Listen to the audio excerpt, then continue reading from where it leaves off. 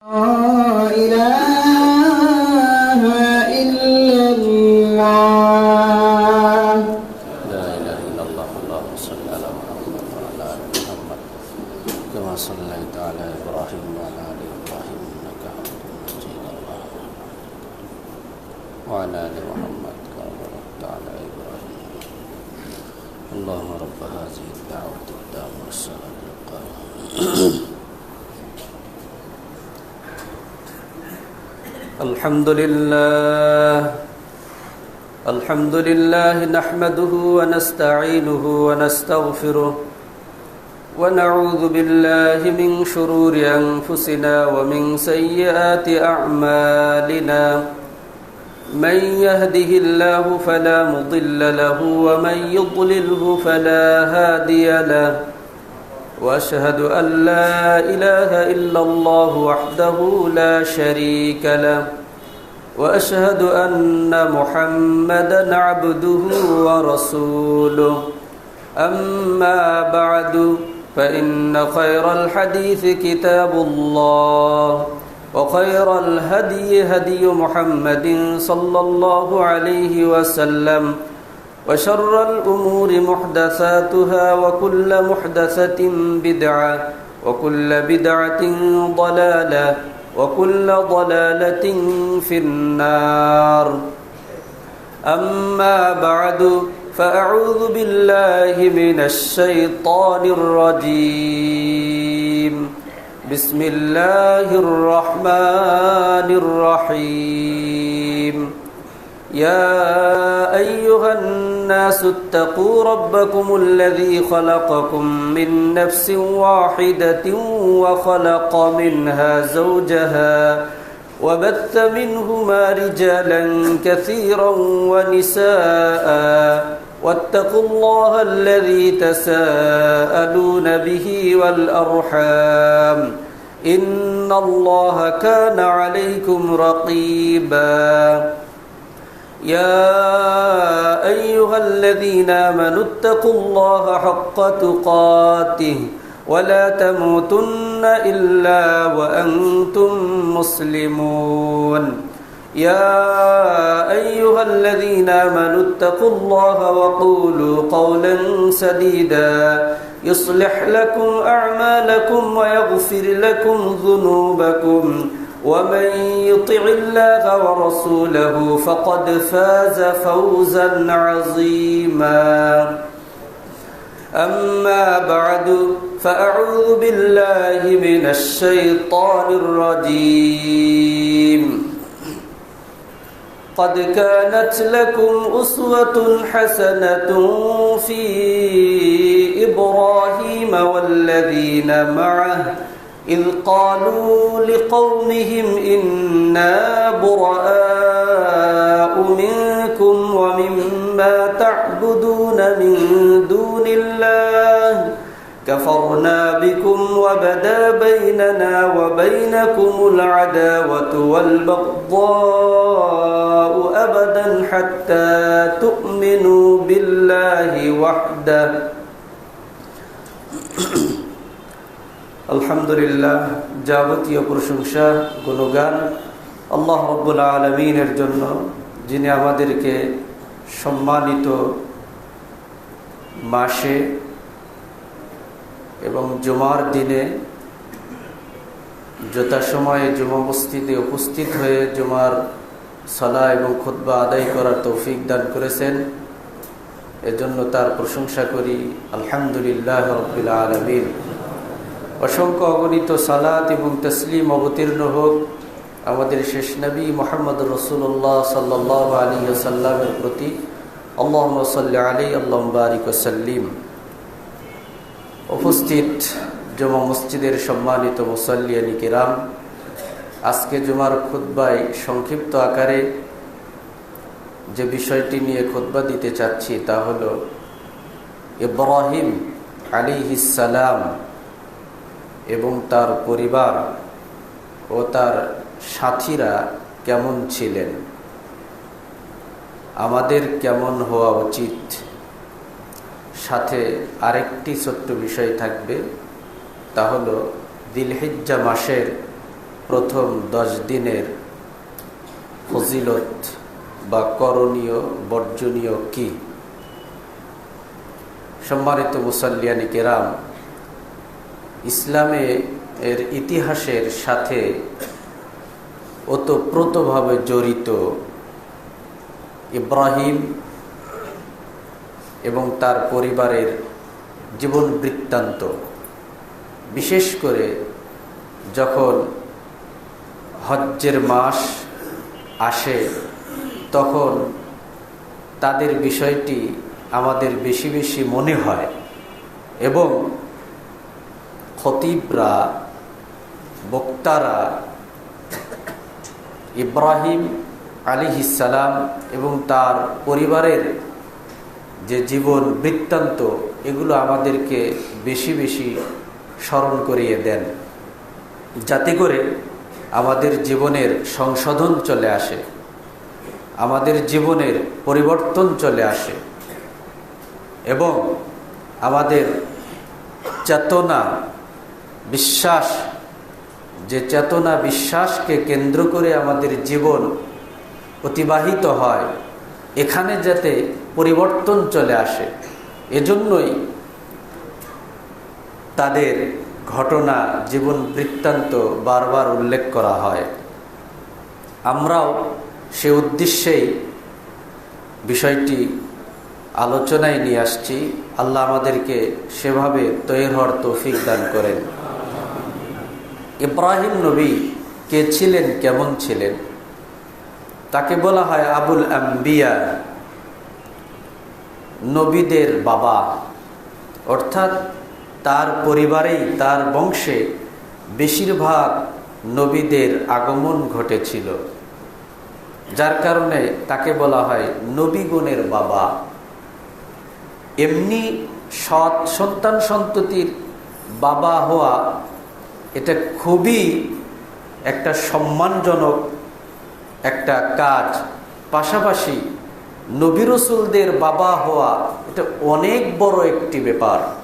তো ইব্রাহিম নবী, তিনি নবীদের বাবা ছিলেন। ইব্রাহিম নবীকে বলা হয় ইমামুল হুনাফা।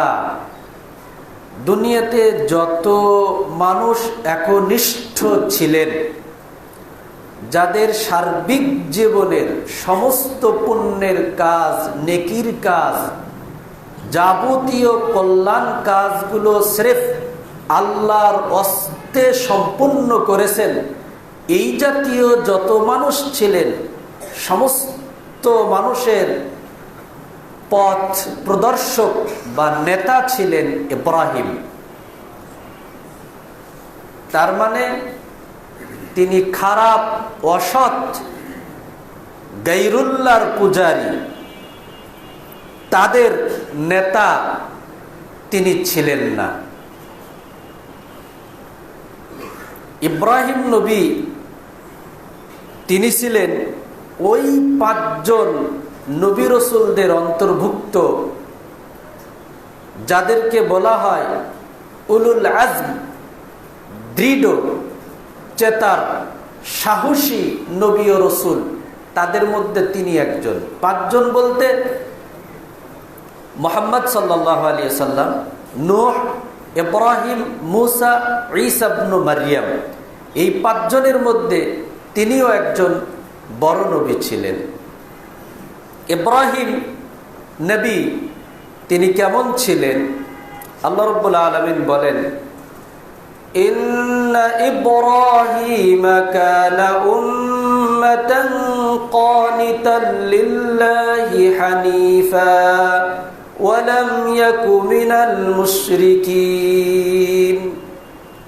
ইব্রাহিম তিনি ছিলেন একাই এক উম্মত বা জাতি বা দল,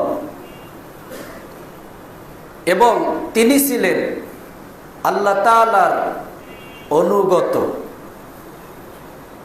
আর তিনি ছিলেন একনিষ্ঠ হানিফ, এবং তিনি বহুত্ববাদীদের, মুশরিকদের অন্তর্ভুক্ত ছিলেন না। এখানে আল্লাহ তাআলা বললেন ইব্রাহিম ছিলেন একাই এক উম্মাহ, এর একটা অর্থ হলো এই যে ওই সময়ে পৃথিবীতে এককভাবে ইব্রাহিম আলাইহিস সালামই ছিলেন যিনি কেবল আল্লাহর দাসত্ব করতেন, আল্লাহকে মানতেন। আর বাকি যারা ছিল তারা সবাই গায়রুল্লাহর পূজারী ছিল, পূর্বপুরুষের ধর্মকর্মের পূজা করত, রসম রেওয়াজের পূজা করত, গতানুগতিক ভ্রান্ত বিভিন্ন মত পথের দাসত্ব পূজা করত। এই জন্যে তিনি একা হলেও তাকে বলা হয়েছে যে তিনি একাই এক উম্মত, একাই এক জাতি ছিলেন। সত্যের পথে, হকের পথে যদি একজন ব্যক্তিও থাকেন তাহলে ওই একজনই এক জাতি, একজনই এক গোষ্ঠী, তিনি একাই এক দল। ইব্রাহিম নবী তাই ছিলেন। আরেকটি অর্থ হতে পারে এই যে ইব্রাহিমকে উম্মত বলা হয়েছে, উম্মতের অর্থ হলো আল ইমাম আল্লাযী ইক্তাদা বিহি, তিনি ছিলেন অনুসৃত আদর্শের প্রতীক, অর্থাৎ অনুসরণের যোগ্য মান্যবর তিনি ছিলেন। তার জ্ঞানে গুণে বিভিন্ন ভালো গুণগুলো, বৈশিষ্ট্য গুণগুলোর সমাহার তার মধ্যে ঘটেছিল, যার কারণে আল্লাহ তাআলা পৃথিবীর মানুষের জন্য তাকে অনুসৃত, অনুসরণীয়, অনুসরণের যোগ্য হিসাবে নির্ধারণ করেছেন। নিঃসন্দেহে তিনি বাহুবলে মানুষের অনুসৃত হননি, সম্পদের কারণে হননি, জনশক্তির কারণে হননি, তার জ্ঞানে এবং গুণের কারণেই হয়েছেন। আল্লাহ তাআলা তাকে করেছেন। ইব্রাহিম তিনি ছিলেন কানিতান, অর্থাৎ আল খাশ, অত্যন্ত বিনয়ী ছিলেন। তার মানে অহংকারী ছিলেন না, প্রভাবশালী, দাপটশালী ছিলেন না, যে তিনি নিজের প্রভাব, নিজের আধিপত্য অন্যদের উপর বিস্তার করতে গিয়ে যা করা লাগে তাই করবেন, এরকম অহংকারী ছিলেন না। তিনি ছিলেন বিনয়ী, নম্র স্বভাবের এবং মুতা, আল্লাহ তাআলার আনুগত্যশীল ছিলেন। এবং তিনি ছিলেন হানিফ। হানিফ বলা হয় পৃথিবীতে আল্লাহ প্রদত্ত দিন, দিনে ইসলাম ব্যতীত যত দিন, ধর্ম, যত ইজম, আদর্শ, মতবাদ, যত ফর্মুলা, যত থিওরি, যত কিছু আছে, সব কিছু থেকে মুখ ফিরে নিয়ে যিনি আল্লাহমুখী হন, আল্লাহর দিকে ফিরে আসেন, ইসলামের দিকে ফিরে আসেন, তাকে বলা হয় হানিফ। অর্থাৎ ইব্রাহিম নবী হানিফ ছিলেন। সে সময়ে তার সম্প্রদায়, তারা তারকা পূজায় বিশ্বাসী ছিল, চন্দ্র পূজায় বিশ্বাসী ছিল, সূর্য পূজায় বিশ্বাসী ছিল, এবং তারা দেবতা, প্রতিমা, গাছ, পাথর, পূর্বপুরুষের, বাপদাদার মিথ্যা ধর্মের অনুসারী তারা ছিল। এ সবগুলো থেকে মুখ ফিরে তিনি একাই আল্লাহমুখী হয়েছিলেন। অর্থাৎ তার ইমানে, আকীদা, বিশ্বাসে, তার আমলে, ইবাদতে গায়রুল্লাহর লেশমাত্র ছিল না, যার কারণে তাকে বলা হয়েছে যে তিনি হানিফ ছিলেন। আর পৃথিবীতে আল্লাহ তাআলা যত মানুষকে পাঠান, প্রত্যেক মানুষকে জন্মের সময়, ভূমিষ্ঠ হওয়ার সময় আল্লাহ তাআলা হানিফ করে পৃথিবীতে পাঠান। অর্থাৎ পৃথিবীতে এসে সে আল্লাহকে চিনতে পারবে, আল্লাহ তাআলার দিন ধর্মকে বুঝতে পারবে, নবী রাসূলকে চিনতে পারবে, ভালো কাজ বুঝতে পারবে, মানবে, এরকম একটা যোগ্যতা, এরকম একটা মানসিকতা দিয়েই আল্লাহ পৃথিবীতে তাকে পাঠান। কিন্তু এই যোগ্যতা থেকে তাকে দূরে সরে দেয় কে? নবী সাল্লাল্লাহু আলাইহি সাল্লাম বলেন, আল্লাহ তাআলা বলেছেন, ইন্নী খালাকতু ইবাদি হুনাফা, আমি আমার বান্দাদেরকে পৃথিবীতে সৃষ্টি করি হানিফ করে, একনিষ্ঠ করে, আমার মুখী করে, আমাকে চেনার করে, আমাকে বোঝার করে, দিন ধর্ম চেনার, বোঝার, মানার, প্রচার প্রসার করার যোগ্যতা দিয়েই পাঠায়। কিন্তু এই যোগ্যতা থেকে তাকে সরে দেয় কে? ইজতালাতহুমুশ শায়াতিন আন দীনিহিম, শয়তান তাদেরকে তাদের দিন থেকে দূরে সরে দেয়। এবং বাপদাদা, পাড়া প্রতিবেশী, পারিপার্শ্বিকতা যদি প্রতিকূল অবস্থায় চলে যায়, অন্য ধর্ম অবলম্বী হয়, তাহলে এই সন্তান সন্ততি ওই যে হানিফ একনিষ্ঠ থেকে অন্যদিকে চলে যায়। যেহেতু পরিবেশ পরিস্থিতি, বাবা মা অন্য ধর্ম অবলম্বী, তাই অন্য ধর্মে দীক্ষিত করে। ইব্রাহিম নবী ছিলেন একনিষ্ঠ, ওয়ালাম ইয়াকু মিনাল মুশরিকিন, তিনি মুশরিক বহুত্ববাদীদের অন্তর্ভুক্ত ছিলেন না।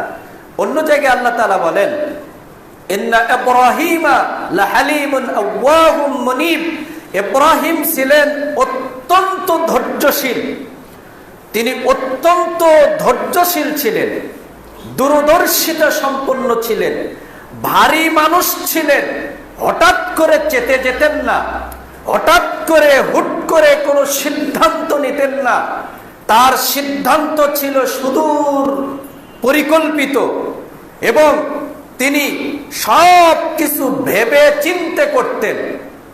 তিনি ছিলেন ধৈর্যশীল এবং আওয়াহ, অত্যন্ত কোমল ছিলেন, অত্যন্ত বিনয়ী ছিলেন। মুনীব, তিনি ছিলেন আল্লাহমুখী, এক আল্লাহমুখী ছিলেন। আমরা বিভিন্ন জন বিভিন্ন মুখী, পোশাক আশাকে, ইবাদত বন্দেগীতে একদিক থেকে আল্লাহমুখী হলেও অন্য দিক থেকে আবার অন্যমুখীও হয়ে আসি আমরা। এরকম না, ইব্রাহিম নবী আল্লাহমুখী ছিলেন, অতএব আমাদেরকেও সির্ফ আল্লাহমুখী হতে হবে, পরকালমুখী হতে হবে। আল্লাহ তাআলাকে ধরতে গিয়ে, তার আনুগত্যকে বজায় রাখতে গিয়ে পৃথিবী ছাড়তে হলে, পৃথিবীর মান মর্যাদা ছাড়তে হলে, সব কিছু বিসর্জন দিতে হবে, তবুও আল্লাহমুখী থেকে দূরে থাকা যাবে না, আল্লাহমুখী হতে হবে। ইব্রাহিম ছিলেন এমন। ইব্রাহিম তিনি বিভিন্ন গুণের অধিকারী ছিলেন, যার কারণে আল্লাহ রাব্বুল আলামিন তাকে পরীক্ষা করেছিলেন। وَإِذِ ابْتَلَى إِبْرَاهِيمَ رَبُّهُ بِكَلِمَاتٍ فَأَتَمَّهُنَّ قَالَ إِنِّي جَاعِلُكَ لِلنَّاسِ إِمَامًا। তার প্রতিপালক আল্লাহ তাকে বেশ কিছু বিষয়ে পরীক্ষা করেছিলেন, অতঃপর তিনি এগুলো পূর্ণাঙ্গ করলেন। অতঃপর আল্লাহ তাআলা বললেন, আমি তোমাকে পৃথিবীর মানুষের জন্য আদর্শের প্রতীক বানাবো। ইব্রাহিম নবীকে বিভিন্ন বিষয়ে পরীক্ষা করা হয়েছিল। ইবনে আব্বাস রাদিয়াল্লাহু তাআলা আনহু বলেন, আল ইসলাম 30 শাহরান, পুরো ইসলামটা 30টা অংশে সীমাবদ্ধ, এর বাহিরে কিছু নেই। আর এই 30টা অংশ ইব্রাহিম নবী পরিপূর্ণ করেছিলেন, পরীক্ষায় শতভাগ তিনি উত্তীর্ণ হয়েছিলেন। 30টা বিষয়, তার মধ্যে সূরা আত-তাওবা 112 নম্বর আয়াত, এখানে আসছে التائبون العابدون الحامدون السائحون الراكعون الساجدون الآمرون بالمعروف والناهون عن المنكر والحافظون لحدود الله وبشر المؤمنين। তওবাকারী, ইবাদতকারী, প্রশংসাকারী, সিয়াম পালনকারী, রুকুকারী, সাজদাকারী, ভালো কাজে আদেশকারী, মন্দ কাজে বাধা প্রদানকারী, আল্লাহ তাআলার সীমা সমূহের হেফাজতকারী, অর্থাৎ যেখানে নিষিদ্ধ, যেখানে অবৈধ, যেখানে হারাম সেখানে থেমে যায়, এই জাতীয় মুমিন শ্রেণীর মানুষদেরকে তুমি সুসংবাদ দাও। এই যে গুণগুলো, এই সব গুণের অধিকারী ইব্রাহিম ছিলেন। এমনি ভাবে সূরা আহজাব এখানে আসছে, নিশ্চয় আত্মসমর্পণকারী পুরুষ নারী, বিশ্বাসী পুরুষ নারী, অনুগত পুরুষ নারী, সত্যবাদী পুরুষ নারী, ধৈর্যশীল পুরুষ এবং নারী, বিনয়ী পুরুষ নারী, দানশীল পুরুষ নারী, লজ্জাস্থান হেফাজত, সিয়াম পালনকারী পুরুষ নারী, লজ্জাস্থান হেফাজতকারী পুরুষ নারী এবং আল্লাহকে অধিক হারে স্মরণকারী পুরুষ এবং নারী, এই গুণের অধিকারী পুরুষ নারীদের জন্য আল্লাহ তাআলা ক্ষমা প্রস্তুত করে রেখেছেন এবং মহা পুরস্কার প্রস্তুত করে রেখেছেন। অর্থাৎ এই জাতীয় মুমিন মুসলিমদেরকে আল্লাহ তাআলা ক্ষমা করে দিবেন এবং মহা পুরস্কারে পুরস্কৃত করবেন। এই গুণগুলো সবই ইব্রাহিম নবীর মধ্যে সমবেত হয়েছিল। পাশাপাশি সূরা আল মুমিনুন প্রথম 10 আয়াত, এই যে ইসলামটা 30টি অংশে সীমাবদ্ধ, এই 30টি অংশ সবগুলোই ইব্রাহিম নবীর ভেতর ছিল, যার কারণে আল্লাহ তাআলা ইব্রাহিম নবীর প্রতি খুশি হয়ে সন্তুষ্ট হয়ে বলেছিলেন, ইন্নী জাইলুকা লিন-নাস ইমামা, গোটা পৃথিবীর মানুষের জন্য আমি তোমাকে আদর্শের প্রতীক বানাবো। পৃথিবীর মানুষ যদি তোমাকে মানে, তোমার ইক্তিদা অনুসরণ করে, তাহলে যথেষ্ট হবে, আর কাউকে লাগবে না, আমি তোমাকে ইমাম বানালাম। ইব্রাহিম নবী তার সাথীরা কেমন ছিলেন? আল্লাহ তাআলা বলেন, قد كانت لكم أسوة حسنة في إبراهيم والذين معه, অবশ্যই তোমাদের জন্য উত্তম আদর্শ নিহিত রয়েছে ইব্রাহিমের মধ্যে এবং তার সাথীদের মধ্যে, যারা তার সাথে ছিল। তাহলে ইব্রাহিমের প্রতি আর তার সাথীদের প্রতি আল্লাহ তাআলা কি পরিমাণ সন্তুষ্ট হয়েছিলেন, যার কারণে আমাদেরকে বললেন যে তোমাদের জন্য সুন্দর উত্তম আদর্শ নমুনা মডেল তারা হলেন ইব্রাহিম এবং তার সাথীরা। এটা আমাদের ব্যাপারে বলা হয়নি, তারা আল্লাহ তাআলা কর্তৃক স্বীকৃতি প্রাপ্ত ছিলেন। পৃথিবীতে কোন ওলিয়া উলিয়া, কোন গাউস কুতুব, কোন পীর মাশায়েখ অথবা অন্য কোন ইমাম, অন্য কোন নেতা নেত্রী, তারা কিন্তু আল্লাহ তাআলার পক্ষ থেকে স্বীকৃতি প্রাপ্ত নন। তাদের আনুগত্য, তাদের মানা যাবে শর্ত সাপেক্ষ ব্যাপার, কিন্তু ইব্রাহিম নবীকে, তার সাথীদেরকে, মুহাম্মদ রাসূলুল্লাহ সাল্লাল্লাহু আলাইহি ওয়াসাল্লামকে, তার সাহাবায়ে কেরামকে মানতে আপনার কোনো আপত্তি নেই। স্পষ্ট বিষয় হয়ে গেলেই মানতে হবে। এখানে দ্বিধা দ্বন্দ্ব, কোনো সংকোচ বোধ অন্তরে থাকলে ইমানে ত্রুটি থেকে যাবে, ইমান থেকে বের হয়ে যাওয়ার ভয় আশঙ্কা রয়েছে। যেহেতু আল্লাহ রাব্বুল আলামিন বলেছেন, ওয়া মান ইউশাকিকির রাসূলা মিন বা'দি মা তাবায়্যানা লাহুল হুদা ওয়া ইয়াত্তাবি' গায়রা সাবিলিল মুমিনিন, যারা রাসূল মুহাম্মদ সাল্লাল্লাহু আলাইহি ওয়াসাল্লামের বিরোধিতা করবে, কাজে কর্মে, চাল চলনে, আচার আচরণে, ওঠা বসায়, লেনদেনে, ইমানে, আকীদায়, চেতনায় মুহাম্মদ সাল্লাল্লাহু আলাইহি ওয়াসাল্লামের বিরোধিতা যারা করবে এবং মুহাম্মদ সাল্লাল্লাহু আলাইহি ওয়াসাল্লামের সাহাবায়ে কেরামের পথ তার কাছে স্পষ্ট হওয়ার পরেও যদি অন্য পথ, অন্য মতে দীক্ষিত হয়, পরিচালিত হয়, আল্লাহ তাআলা তাকে জাহান্নামে নিক্ষেপ করবেন। অতএব খুবই চিন্তার বিষয় যে আমার মতি গতি, আমার ধ্যান ধারণা কোন দিকে যাচ্ছে, আমি কোন পথের পথিক। ইসলাম এর বিধিবিধান, এর প্রতি অন্তর থেকে শ্রদ্ধা ভক্তি রাখতে হবে। পাশাপাশি বাহ্যিক কর্মকাণ্ডের মাধ্যমে ইসলামের বিধি নিষেধকে বাস্তবায়ন করতে হবে। ইসলামের পরিপন্থী সাংঘর্ষিক যে বিষয় আদিগুলো আছে ওগুলোর সাথেও আপনার সম্পৃক্ততা, ওগুলোর সাথেও আপনার সংশ্লিষ্টতা, আবার ইসলামের সাথে সাংঘর্ষিক নয়, অর্থাৎ যেগুলো পজিটিভ বিষয় এগুলোও করে যাচ্ছেন, সাংঘর্ষিক বিষয়ের সাথেও জড়িত হয়ে যাচ্ছেন, তাহলে ওই যে প্লাস আর মাইনাস দুটো কিন্তু এক জায়গায় করে আপনি জিরো হয়ে যাবেন। একদিক থেকে ধর্মের সাথে সম্পর্ক আছে, আরেক দিক থেকে অধর্মের সাথে সম্পর্ক আছে, দুইটাই এক গতিতে চলছেন না। ইসলাম হলো মানারও নাম, ছাড়ারও নাম। কিছু ছাড়তেও হবে, কিছু ধরতেও হবে। আপনি শুধু ধরেই যাচ্ছেন, ছেড়ে যাচ্ছেন না, বর্জন করছেন না, তা হবে না। सुन्नत को इख्तियार करो और बिदात से, सुन्नत को इख्तियार करना और बिदात से बसना। একদিক থেকে মুহাম্মদ সাল্লাল্লাহু আলাইহি ওয়াসাল্লামের আদর্শকে আপনাকে পুনরুজ্জীবিত করতে হবে, অপর দিক থেকে মুহাম্মদ সাল্লাল্লাহু আলাইহি ওয়াসাল্লামের আদর্শের পরিপন্থী বিষয়গুলো থেকে আপনাকে বেঁচেও থাকতে হবে।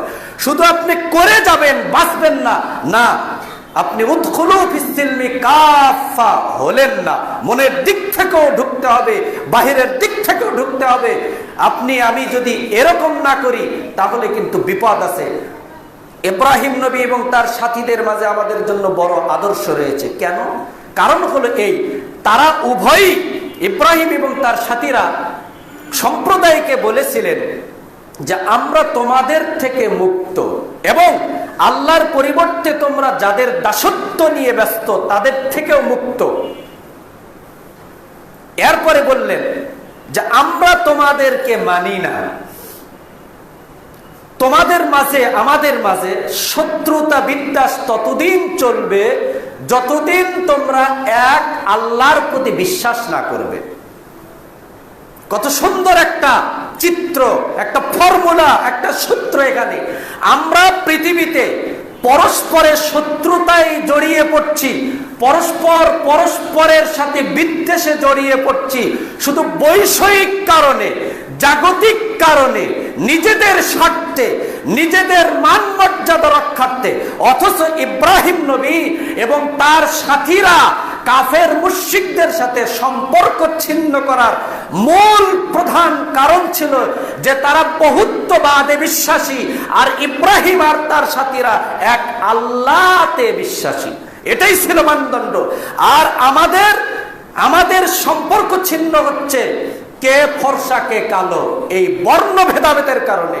কে আরবি আর কে অনারবি, কে দেশি আর কে বিদেশি। এই কারণে পারস্পরিক যে দ্বন্দ্ব, পারস্পরিক যে একটা হিংসা বিদ্বেষ, এটা কিয়ামত পর্যন্ত চলতে থাকবে এইভাবে, যতক্ষণ না আপনি ইসলামের সূত্রকে ধারণ না করবেন। এ থেকে বের হওয়ার কোনো উপায় নাই। এ থেকে বের হওয়ার জন্য জাগতিক বৈষয়িক যত উপকরণ, যত ওয়ে আপনি অবলম্বন করবেন সবই পণ্ড হয়ে যাবে, ব্যর্থ হয়ে যাবে। আপনার মতো বড় বড় বুদ্ধিজীবী, বড় বড় দার্শনিক, তাদের সমাপ্তি ঘটে যাবে, কিন্তু এই বেড়াজাল থেকে, এই খপ্পর থেকে আপনি বের হয়ে আসতে পারবেন না। এখান থেকে আপনি শান্তির মুখ দেখতে পারবেন না যতক্ষণ না ইসলামের ফর্মুলা, কোরআন এবং সুন্নাহর সূত্রের নিকট আত্মসমর্পণ না করবেন। ইব্রাহিম নবী তিনি এবং তার সাথীদের মধ্যে আমাদের এই সুন্দর নমুনা রয়েছে। দেখেন ইব্রাহিম এবং তার সাথী, তাদের মধ্যে কি মিল ছিল, ওয়ামিলের গন্ধ পর্যন্ত নেই। যিনি নেতা হবেন, যিনি পরিচালক হবেন এবং তার যারা অধীনস্থে থাকবে, তার কর্মী যারা হবে, উভয়কে এক মনার হতে হবে, এক ধ্যানের হতে হবে, এক কর্মকাণ্ডে বিশ্বাসী হতে হবে। তাহলে সমাজে, তাহলে দেশে অতি সত্বর একটা শান্তি, শৃঙ্খলা, সুস্থ একটা পরিবেশ ফিরে আসবে। আর যদি পরিচালক আর কর্মীদের মধ্যে, নেতার কর্মীদের মধ্যে যদি অমিল দেখা যায়, কর্মী যদি মনে করে নেতা মরলেই আমি স্থান পাবো, তাহলে মরার আগেই এই কর্মী ওই নেতাকে কিভাবে গুম করতে হবে, কিভাবে খুন করতে হবে, এই প্ল্যান, এই প্রক্রিয়া সে গ্রহণ করবে। আর যদি নেতা আর কর্মীরা, পরিচালক আর অধীনস্থরা এক মনের হয়, তাহলে এই সংঘাত, এই অশান্তিগুলো থাকবে না। ইব্রাহিম নবী এত অল্প সময়ে ব্যাপক সফলতা অর্জন করার কারণ যে তিনি একনিষ্ঠ খাঁটি কর্মী তৈরি করেছেন। তার উদ্দেশ্য এটা ছিল না যে আমার মাথা দিয়ে বেশি বেশি দাওয়া তাবলীগ প্রচার প্রসারের কাজ করে একনিষ্ঠ খাঁটি কর্মী তৈরি করেছেন। তার মুখ তিনি দেখেছেন এবং আল্লাহ তাদেরকে মনোনীত করেছেন। ইব্রাহিম নবী তিনি তার জীবনে অনেক পরীক্ষার সম্মুখীন হয়েছিলেন। তার মধ্যে একটা পরীক্ষা হলো এই যে বৃদ্ধ বয়সে পাওয়া সন্তান ইসমাইল আর তার স্ত্রী হাজারাকে সেই জনমানব শূন্য এলাকা বাইতুল্লাহর নিকটে রেখে যাওয়ার নির্দেশ আল্লাহর পক্ষ থেকে। আল্লাহর বিধান আদেশ বাস্তবায়ন করার উদ্দেশ্যে তিনি তাই করেছেন। একটুও মহাব্বত করে, একটুও তাদের প্রতি ভালোবাসা দেখে আল্লাহর আদেশ থেকে দূরে যাবেন তা করেননি। কেন? আল্লাহর ভালোবাসা আর তাদের ভালোবাসা যদি একাকার হয়ে যায় তাহলে শিরক সংগঠিত হয়ে যাবে যে আমি আমার সন্তানের প্রতি, আমার স্ত্রীর প্রতি ভালোবাসার কারণে আল্লাহর ভালোবাসা থেকে আমি দূরে এসেছি, আল্লাহর ভালোবাসায় শিরক হয়ে যাবে। আমরা মানুষ হয়ে মানুষকে এ পরিমাণ ভালোবাসি, আমরা মানুষ হয়ে মানুষকে এ পরিমাণ ভালোবাসি, আল্লাহর আনুগত্য, আল্লাহর বিধান ছেড়ে দিয়ে হলেও ওই মানুষের ভালোবাসা, ওই মানুষের শ্রদ্ধা ভক্তিকে আমাকে রক্ষা করতে হবে। এই জন্য আল্লাহ বলেন ওয়ামিনান নাস মান ইয়াত্তাখিযু মিন দুনিল্লাহি আনদাদা। মানুষের মধ্যে কতক মানুষ আছে যারা আল্লাহর পরিবর্তে অন্যদেরকে সমকক্ষ বানিয়েছে। ওয়া উশরিবা ফি কুলুবিহিমুল ইজলা। মানুষ বাছুর পূজা করতে করতে তাদের অন্তরে শিরা উপশিরায় একদম মিশ্রিত হয়ে যাওয়ার কারণে বাছুর পূজা থেকে তারা দূরে থাকতে পারেনি। এমনি ভাবে আমাদেরও মানুষের প্রতি মানুষের এত ভালোবাসা, এত শ্রদ্ধা, এত ভক্তি, এত আনুগত্য যে আমরা ইসলামকে বিসর্জন দিতেও আমরা রাজি, কিন্তু মানুষ হয়ে মানুষের প্রতি যে ভালোবাসা, এই ভালোবাসা ছাড়তে রাজি নই। ইব্রাহিম নবী সব ভালোবাসা বাদ দিয়ে আল্লাহর সন্তুষ্টি, আল্লাহর ভালোবাসাকে প্রাধান্য দিতে গিয়ে তাই করেছে।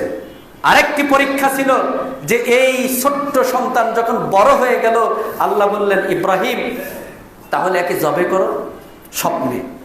তখন ইব্রাহিম নবী বাবা বললেন ঠিক আছে সন্তান, ইয়া বুনাইয়া ইন্নী আরা ফিল মানাম, আমি তো ঘুমে দেখলাম তোমাকে জবে করতেছি, তোমার মতামত কি বলো তো দেখি। মতামত চাচ্ছেন, আপনি জবে করবেন, এটা একটা আনুগত্য না, একটা নেকির কাজ না? আপনি একদম একটা বড় ছুরি নিয়ে এসে আপনি তাকে বেঁধে বুঁধে একদম বপ করে তাকে জবে করে দিলেন, এটা তো হবে না, এটা তো ইসলামের বিষয় নয়। তাকে বুঝাতে হবে, তাকে জ্ঞান দিতে হবে। স্বইচ্ছায় স্বগ্রহে যদি আল্লাহর এই আনুগত্য স্বীকার করেন তাহলে তিনি জবে করবেন। যদি সে বাবার অবাধ্য হয়, আল্লাহর অবাধ্য হয়, অস্বীকৃতি জ্ঞাপন করে, তাহলে তো এখানে ফলপ্রসূ হবে না, নেকি হবে না, গুনাহ হবে। সন্তান কি বলতেছো তুমি? হ্যাঁ, আপনাকে যা বলা হয়েছে তাই করুন। দেখছেন পিতা পুত্রের মধ্যে কি মূল। আর আপনার আমার ছেলে আর আমাদের মধ্যে শুধু অমিল। আপনি নামাজি, আপনার ছেলে মেয়ে বেনামাজি। আপনি মাশাআল্লাহ নেশাপানি করেন না, আপনার ছেলে একেবারেই নেশাপানির সাথে জড়িত। আপনি জুয়া খেলেন না, আপনার ছেলে জুয়া খেলার সাথে জড়িত। আপনার চরিত্র ভালো, আপনার ছেলে দেখেন বিভিন্ন হোটেলে হোটেলে গিয়ে, বিভিন্ন বাগানে বাগানে গিয়ে দিনের পরে দিন, রাতের পরে রাত কাটিয়ে দিচ্ছে। আপনি জাহিলিয়াতকে পছন্দ করেন না, কিন্তু আপনার প্রজন্ম, আপনার ছেলেরা জাহিলিয়াতের আমদানি করছে, চর্চা করছে। আপনি সাবধান হন, আপনি অভিভাবক, আপনি পিতা, আপনাকে জবাব দিতে হবে, আপনার জবাবদিহিতা রয়েছে। পিতা পুত্রের মধ্যে যদি মিল না থাকে তাহলে সংসার টিকবে না। যদি সমাজে যারা কাজ করে যাচ্ছে পরস্পরের মধ্যে যদি মিল না থাকে তাহলে সমাজ টিকবে না। দেশে যারা কাজ করে যাচ্ছে উভয়ের মধ্যে যদি মিল না থাকে তাহলে হাউ হাউ কাউ কাউ করে লাভ হবে না। কিয়ামতের আগ পর্যন্ত এই যে একটা বেড়াজাল, এই যে একটা ভ্রান্তি, এই যে একটা গোলকধাঁধা, এই যে একটা অশান্তি, এই অশান্তির ফাঁদ থেকে বের হওয়া সম্ভব নয়, যতই ফর্মুলা আপনারা অবলম্বন করেন, যেহেতু আপনার ফর্মুলা কোরআন সুন্নাহ মোতাবেক হচ্ছে না। অতএব পিতা পুত্রের মধ্যে মিল থাকতে হবে, না হলে সমাজ টিকবে না। ইব্রাহিম নবী তিনি সমাজ সংস্কারে নিজের জীবনকে বিসর্জন দিয়েছেন, ঘর থেকেই সংস্কারের কাজ শুরু করেছেন। ইব্রাহিম নবী তার বাবাকে প্রথম দাওয়াত দিয়েছেন। বাবাকে দাওয়াত দিতে দিতে দিতে দিতে যখন বাবা এক পর্যায়ে তাকে বিতাড়িত করে দেয়, তাকে দূর করে দেয়, তখন তিনি সমাজকে দাওয়াত দেন। সমাজকে দাওয়াত দিতে দিতে সমাজের মানুষ অতিষ্ঠ, শেষ পর্যন্ত সমাজের মানুষ সবাই মিলে ঐক্যবদ্ধ হলো, এক প্ল্যাটফর্মে এক মত পোষণ করলো, ইব্রাহিমকে আগুনে জ্বালানো ছাড়া হয়নি। আগুনে নিক্ষিপ্ত হওয়াকে কবুল করেছেন, আগুনে জ্বালিয়ে পুড়িয়ে যাওয়াকে গ্রহণ করেছেন। তবুও তিনি তাওহীদের প্রচার প্রসার থেকে, জাহিলিয়াতের বিরোধিতা করা থেকে, জুয়া, সুদ, ঘুষ, দুর্নীতি, জেনা, ব্যভিচার এবং অন্যান্য বিধর্মীদের কৃষ্টি কালচার, অসভ্য অসংস্কৃতি এবং পূর্বপুরুষের যে রসম রেওয়াজ, কুসংস্কার, এগুলোর বিরোধিতা করা তিনি ছাড়েননি, আগুনকে বরণ করে নিয়েছেন। আর আমরা আগুন থেকে বাঁচার চেষ্টা করি, ইমানকে আমরা বিসর্জন দিয়ে দেই। অবশ্যই এটা আমাদের ভুল হয়ে যাচ্ছে। ইব্রাহিম নবী শেষ পর্যন্ত আল্লাহ রাব্বুল আলামিন তাকে কবুল করেছেন, তার স্ত্রী পরিবারকে কবুল করেছেন, সাথীদেরকে কবুল করেছেন। আসুন আমরা ইব্রাহিম নবী এবং তার পরিবার থেকে শিক্ষা গ্রহণ করে আমাদের বাকি জীবন আমরা সে অনুযায়ী সাজাই গড়াই। আল্লাহ আমাদেরকে তৌফিক দান করেন। ইন্নাল হামদুলিল্লাহ ওয়াসসালাতু ওয়াসসালামু আলা রাসূলিল্লাহ ওয়া আলা আলিহি ওয়া সাহবিহি ওয়া মান তাবি'আহুম বিইহসান ইলা ইয়াউমিদ্দিন। আম্মা বা'দ, ফাউযু বিল্লাহি মিনাশ শাইতানির রাজীম। বিসমিল্লাহির রহমানির রহিম। সম্মানিত মুসাল্লিয়ানে কেরাম, জিলহিজ্জা মাস আর চাঁদ আশা করা যায় আগামীকাল, আজকে সন্ধ্যার পরে হয়তো উদিত হবে ইনশাআল্লাহ। এই জিলহিজ্জা মাসে আমাদের বিশেষ করে করণীয় কিছু আছে। নবী সাল্লাল্লাহু আলাইহি ওয়াসাল্লাম বলেছেন, এই জিলহিজ্জা মাসের যে প্রথম 10 দিনের আমল, এই আমলের চেয়ে আর শ্রেষ্ঠ আমল অন্য কোনো দিনে হয় না।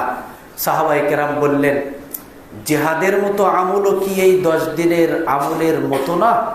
তখন তিনি বললেন, না না না, জিহাদের মতো আমলও এই 10 দিনের আমলের সমপরিমাণ হবে না।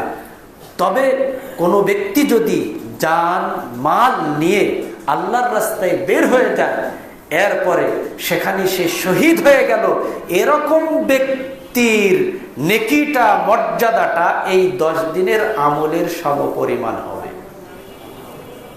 এত বড় মর্যাদা, এত বড় নেকির কাজ এই 10 দিন। এই 10 দিনের মধ্যে কুরবানি পড়বে আমাদের, এই কুরবানিটাও এই 10 দিনের আমলেরই অন্তর্ভুক্ত।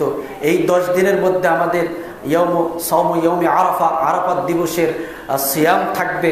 এই সিয়াম আমরা সবাই পালন করার চেষ্টা করব, তাহলে অতীতের এবং সামনের 2 বছরের গুনাহ আল্লাহ তাআলা মোচন করে দিবেন। এবং বিশেষ করে যারা কুরবানি দিতে ইচ্ছা পোষণ করেছেন, তারা এই কুরবানির আগ পর্যন্ত চাঁদ ওঠার পর থেকে ক্ষৌর কাজ সম্পূর্ণরূপে বন্ধ করে দিবেন। আল্লাহ আমাদেরকে তৌফিক দান করেন। ইবাদাল্লাহ রাহিমাকুমুল্লাহ, ইন্নাল্লাহা ইয়া'মুরু বিল আদলি ওয়াল ইহসান ওয়া ইতা'i যিল কুরবা ওয়া ইয়ানহা 'আনিল ফাহশা'i ওয়াল মুনকারি ওয়াল বাগই ইয়া'iযুকুম লা'আল্লাকুম তাযাক্কারুন ফাযকুরুনি আযকুরকুম ওয়াশকুরু লি ওয়া লা তাকফুরুন।